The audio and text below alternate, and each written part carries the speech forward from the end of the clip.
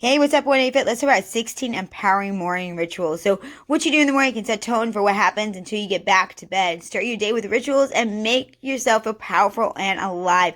Mornings are a busy time for many families, and just getting everyone out the door on time, right? On the other hand, you and your kids may be spending your days at home. That can be just as stressful, moms and dads, as a community, especially if you're concerned about health and finances and just keeping your head afloat these days.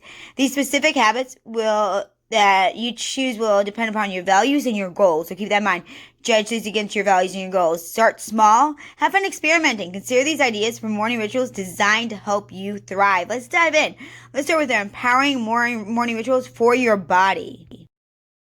Number 1, skip that snooze button. Do you feel groggy even after 8 hours of sleep? The trouble could be your snooze button. It interrupts your body's natural waking up process. This can cause sleep that lasts for hours and interrupted sleep that's not actually doing our body the justice. Have a non-negotiable with your snooze button. If you don't have a snooze button anymore, you just get out of bed when that snooze button goes off. So act like a snooze button doesn't exist. Put your alarm in another room. Do what you have to, but skip the snooze button. It's one of my greatest hacks. Number 2, drink water. You may want to postpone your first cup of coffee. Plain water or water even with some lemon in it will rehydrate your organs and make you feel more alert. Add a little flavor with berries, herbs, and cucumber slices. So you can add it up. You can mix it up. But definitely drink. First thing we got to bed, drink a cold glass of water. Have it in the fridge overnight, ready to go. Also, I keep 2 gallons of water filled up, ready to go for me to drink throughout the day. Keep at least a gallon ready to go and consume that throughout the day. Number 3, eat breakfast. You also need to refuel. You enjoy a balanced meal of traditional breakfast foods or heat up some leftovers. Smart choices include Greek yogurt with fruit or maybe even a fish taco. Keep it healthy, keep it clean, keep it light because you probably don't want a ton of food on your stomach first thing in the morning. So think about what you can do to keep it light and enjoyable and not make you feel too full, but you definitely need something to nourish your system. Number 4, we're going to say it always, work out, right? Complete your main exercise session or move around at least a little, especially if you've been sitting on the computer for hours at work and stuff, right? Choose an activity that you love, like yoga or swimming. So if you're going to go to work and you're going to be sitting at the computer, we need to make sure we're active beforehand. Get that body moving. Also going to jump kick your endorphins. It's going to make you feel good. And you're going to feel so much better even if you just do 5 minutes of something. Do one of my 4-minute Tabata workouts. Get that workout going in the morning and watch yourself succeed. Number 5, weigh yourself. If you're trying to lose excess weight, stepping on the scale each day may help. Keep in mind that your daily fluctuations are natural, so look for an upward or downward trend, so kind of average overall. At least be weighing yourself once a week unless you have a problem with the scale. If the scale is something that you've had issues with before where it becomes all-consuming, I recommend doing your measurements every week, maybe on the weekend. Watch how your clothes fit, those kind of things. There's other hacks, but definitely make sure you're keeping up on that way you notice where you are. If we don't measure something, it's not going to change. Number 6, go outdoors. Morning light wakes up your body and starts a hormone cycle that prepares you for a restful sleep at night. Sit on your patio or bike to work or just simply go out for that walk. Really go out and just do some breathing exercises, inhaling and exhaling. Really appreciate the day. Maybe be thankful in that moment. It's a great way to connect with nature. We're going to rejuvenate ourselves through that. Nature is powerful. So let's talk about now empowering morning rituals for your mind, right? Like we did the body. So now let's talk about the mind because we know that the mind is so important.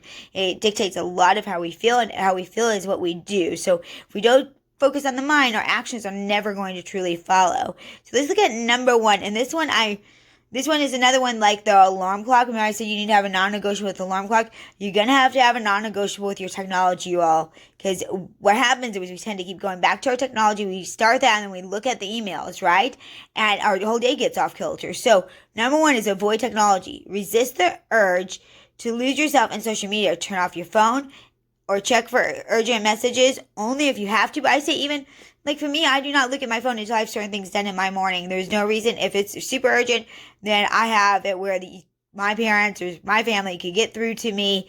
They know how to do that, and I'm sure you have that set up too. So know that nothing is too pressing that you can't take time for you because you are the most important thing. You can't take care of others, show up for work powerfully unless you take care of yourself first.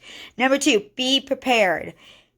Starting on tasks the night before can actually make your mornings much more pleasant. Lay out your clothes before, pack your briefcase, pack your purse, pack whatever it is, your lunches, you're all ready the night before. there's nothing that is left untouched before I get done with my evening. That's for the next morning. I'm fully ready to go for the day. So make sure you're fully ready to go today. Whatever you need to do for your kids, for your family, have that lined up before you go to sleep. You'll sleep better, you'll wake up more energized, and you'll waste less time in the mornings. Number 3, meditate or pray. This is powerful. Nourish your body spiritually. So we're spiritual beings. If you're a beginner, start with a few minutes of meditation and build up time gradually. I have lots of mindfulness guided meditations on here. You can go and grab those from our channel, do those, and they'll lead you through even affirmations, all those kind of things we're doing in a moment. But do something to connect with your higher self. Whatever you believe in, we all have that spirituality that needs to be awakened and be connected to. If we connect to something that's higher and bigger than us, we're going to live that way throughout the day. Number 4, repeat affirmations. Give yourself a loving and motivational message. Speak in the present tense. Keep your statements brief. Look in the mirror and help you focus. Look at yourself. Tell yourself what you're going to be. Who are you going to be today? What character traits are you going to display? What choices are you going to make today? Who's that person that you want to be? Speak to yourself like you truly are and mean it. So we're not going to go and try to speak to ourselves, right? These things we don't even believe about ourselves.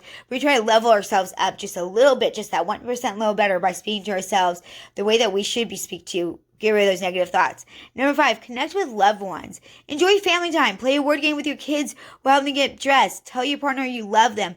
Take those little moments during your time when you're meditating. You pray, you ask yourself, how can I show my loved ones that I love them this morning? How can I show up for them?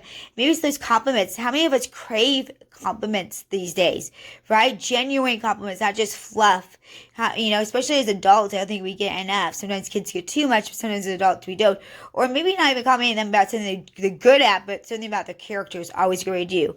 Number 6, cultivate gratitude. Count your blessings. Think of someone you need to thank today. And one of the things I love that I've heard recently is having a fishbowl with rocks on it, and you write down kind of the dilemma you're facing, kind of the hardship you're facing, and then when it's resolved or when it's been answered, you on the other side you write down what happened, and you put it in there, and you have this stone collection of all the things that you have gone through in your life, not only to help you look back on and remember that you've made it through tough times, but also to be thankful for what you've made it through and what's happened.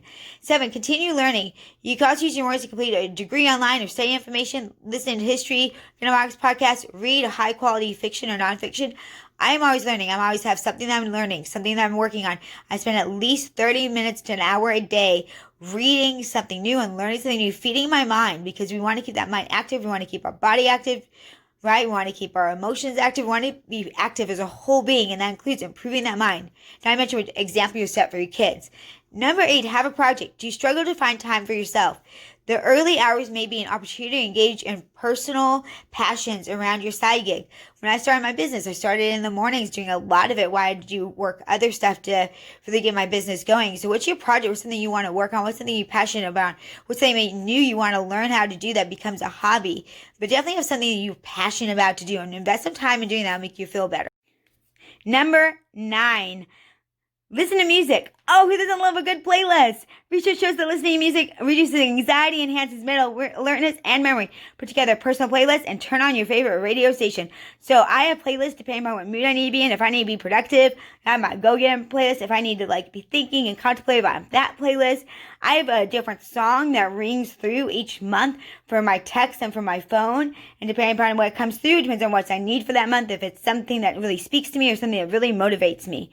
And 10, I cannot stress this enough, plan your day. Set goals, block out time. Otherwise, external events can keep you from focusing on what your true priorities.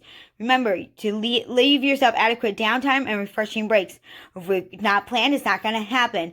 Plan it out. Block out your time. Think about what your 3 or 4 buckets are that are important to you in your life. And if it doesn't fit into those buckets, if it's not important, then you say no to it. And block out your time according to your buckets. Make it so that you have a productive day, you know what you're doing, and stick to it as much as possible. So kick off your day with a morning routine that will make you feel more productive and fulfilled. Adopt positive habits and jump out of bed with a smile. All right, if you are looking for a holistic approach to losing weight, to being fit, to living fit as a lifestyle, avoid diet fads and empty promise programs, if you're so many struggles with emotional eating and binge eating, we need to look at us as a complete being, because a lot of times we forget that the mind and the emotions are what's holding us up, not the fact of that we can eat healthy, we can work out, we just don't. So I'm here to help you take look at yourself as a whole being and really offer you the complete solution, which involves nutrition, which moves movement more than exercise, right? We want to just move our bodies more, which includes our mindset, what we're thinking, and how we're actually feeling, dealing with those emotions in a healthy and proper way, because most of us never learned how to do that, and what micro habits we need so we are fit as a whole being, mind, heart, soul, spirit, and body. So don't like, subscribe, follow, comment below. What is one morning routine that you do that works? Sometimes we learn best from one another, so I'd love for you to share what's a morning routine that you do that has changed your life or makes it so that your mornings are more productive. Let's share out and post any questions you might have about living as a lifestyle. I love to answer them. That's how I get a lot of my content for this channel, is you asking your questions so I can answer them. Be brave, be kind, live authentically, and always shine, tribe. You're just one habit away.